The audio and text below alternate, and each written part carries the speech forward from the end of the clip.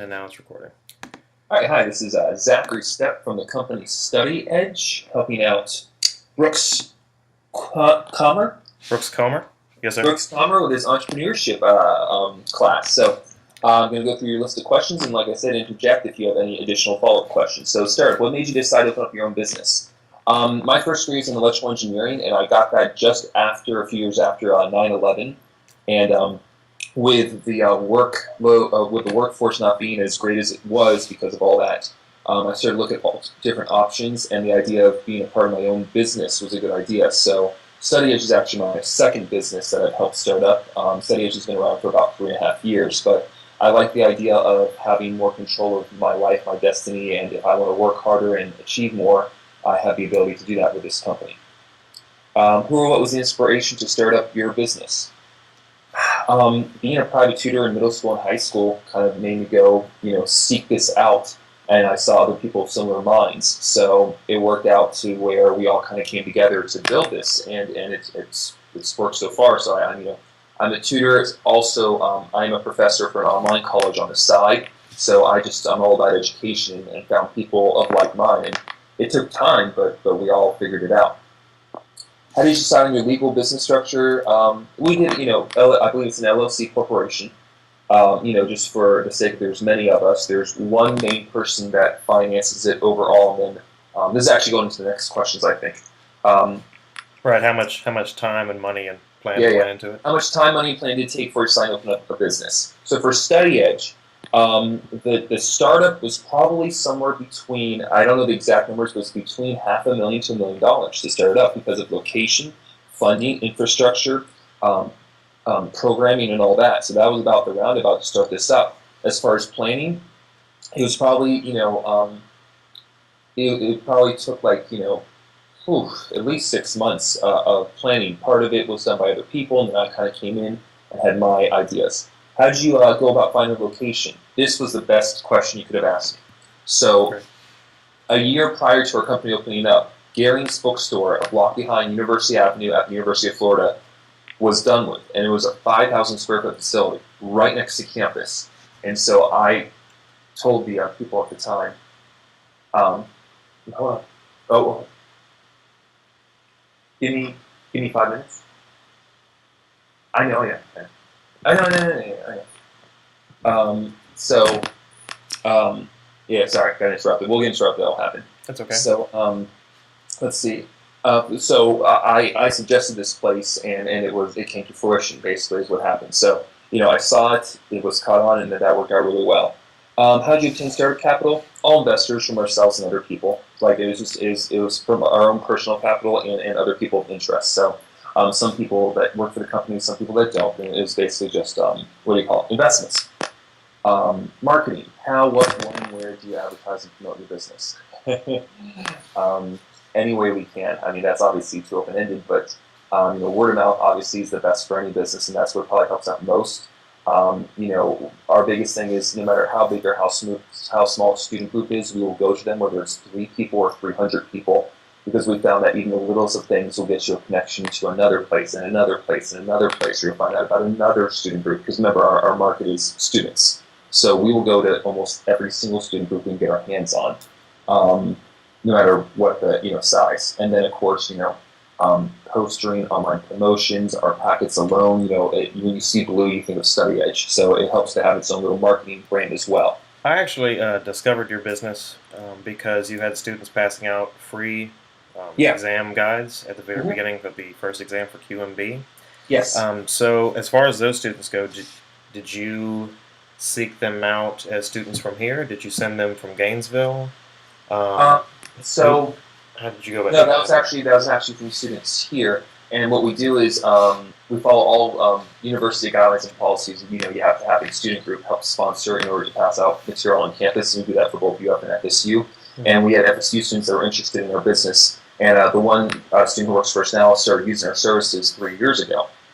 And she's since graduated and gone through all of our courses, and now she helps head up the marketing up there. So it's all through the students. FSU's kind of got its own little FSU student groups, and then UF has its own little, we have our own little group of people as well. So it was FSU students that did that. And I mean, a packet in the hand is worth a lot, because if you pass out a flyer, what do people do? They usually just trash it. If you give them, like, this is a 10, 20-page something, you're like, this is important. I probably shouldn't throw this around or trash it. Mm-hmm. And that was an idea I came up with years ago, because I was like, people trash flyers all the time. You give them something of substance with a class name on it, they're going to go, I should probably look at this for a minute and maybe more. Right, definitely. Because I guess if it had just been a flyer, I wouldn't have nearly noticed it as much. But since it was a full-on exam review, that really sparked my interest. Absolutely. So I don't. Oh, go ahead. I was just going to move on to the next question. Obviously, I've been familiarized with your company's website, but for the sake of the interview,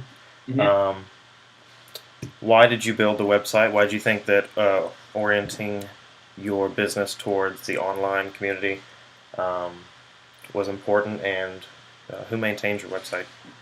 Okay, so from 10 years ago to today, students have changed, right? We all have. I mean, this is the first generation of college students that have all had like iPhones and stuff, right? So, I mean, basically, we all, everyone's geared toward online, and so we had to figure out a way to, capture that, because the nice thing is we still have live and online. Like, we actually at UF see much more students live than online, but they have that option if they choose to. So, with the emergence of technology and iPhones and everyone being attached to their phones and everything, you had to have, there's no question about it, if you want to be successful, you have to have an application, you have to have a website, and you have to be mobile. Mm-hmm. So, as far as maintaining it, we have a few people in-house, and we also have a company that we hire out to keep everything up to date on a 24/7 basis. So if there's any issues, we can contact them and within 5 minutes get stuff fixed. So, and also, with the online community, people want stuff. We're in the now generation. I want it now, not 2 minutes ago. I want it now. So if there's a hiccup or something, we get it fixed as soon as possible. We actually have like protocols where it can like literally everyone in the tech team can find out and get it fixed as fast as possible. And when I say as fast, I mean minutes. Do you find that your website helped you reduce your overhead? Is that any aspect of it? Like Our website is basically, it's basically the starting point for all the information about what we do, what we offer, our pricing structure.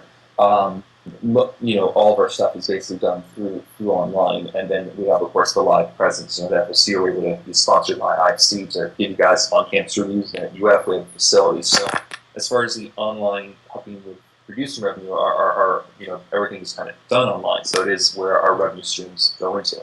Right. For the sake of shortening the interview, Very fun. I think I'm supposed to keep it under 15 minutes. Okay. So we'll hit some key points. Yeah, go for it. Let's see.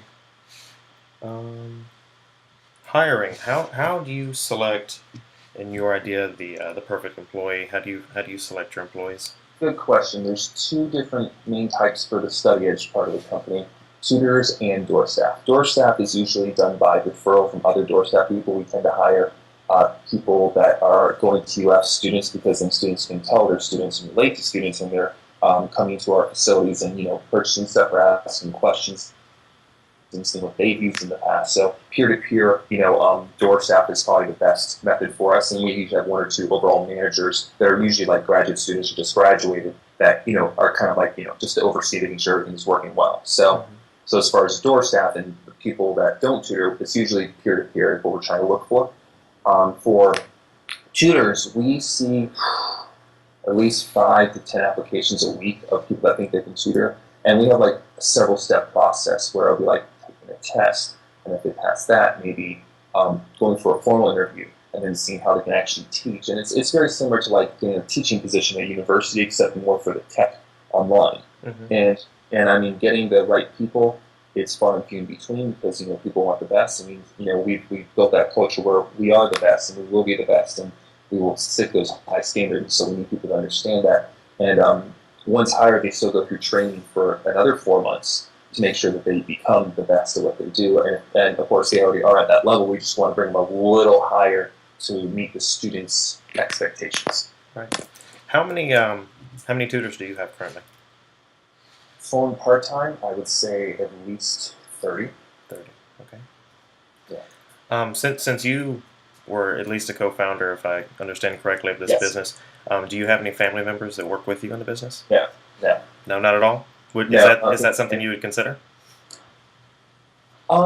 Actually, no, I wouldn't, because my wife was actually interested in one point of like helping out like with some stuff, and I was like, no, I like to keep personal and business separate. That's a personal choice and a business choice, actually, no pun intended. But I have a son too. I have a little mini that's just going to be turning 2, and so I like to keep my work, and there's interaction, but like I did not want to bring my personal, my family life into my business life.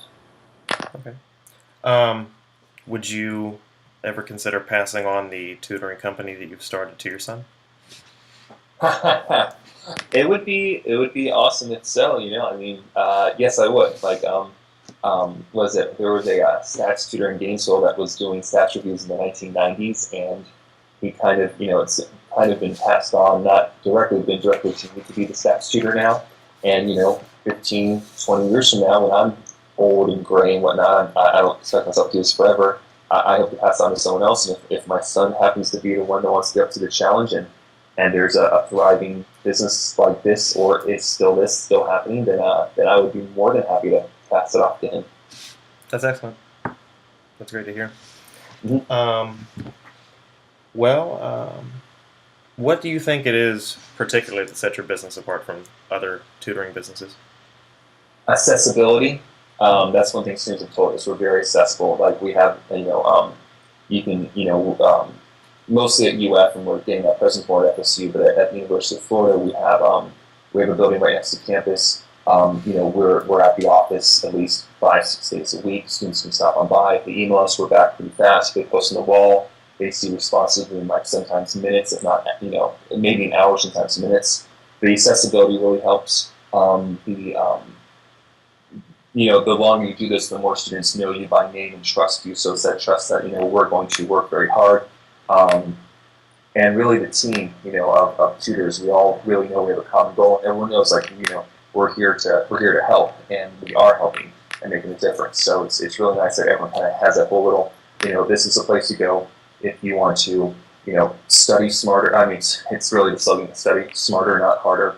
Focus your studying, and these people work hard, and they see it too. They see us up sometimes, like night and day, working on weekends, doing extra material, and just really, for instance, if I afford an extra session, I'll afford an extra session. If I can do more work, I'll do more work, because in the end, the nice thing about this job too is when they get a break, we sometimes get a partial break too, and that's the nice thing about this company. When winter break happens, we're not necessarily off, but we do take a few extra days off because now the students are on break. So the flexibility is nice, and the dependability.